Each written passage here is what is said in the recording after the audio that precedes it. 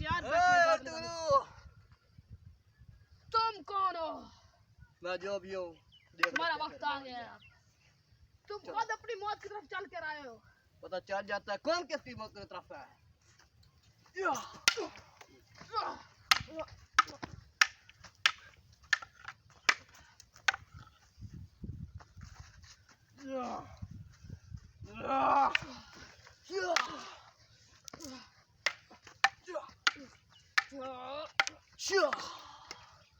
और तुगलू मेरे हाथ से कोई नहीं बचा सकता तुझे।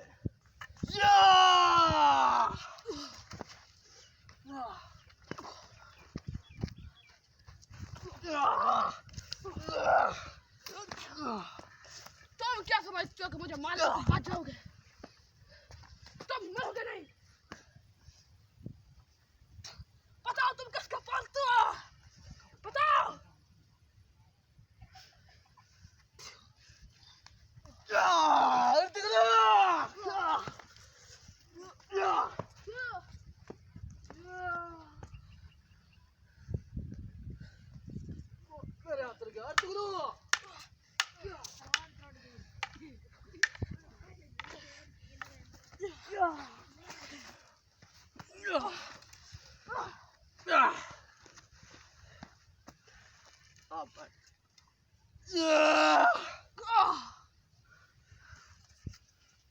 मैंने कहा था पहले भी तुम्हारी मौत मेरे हाथों में लिखी हुई है।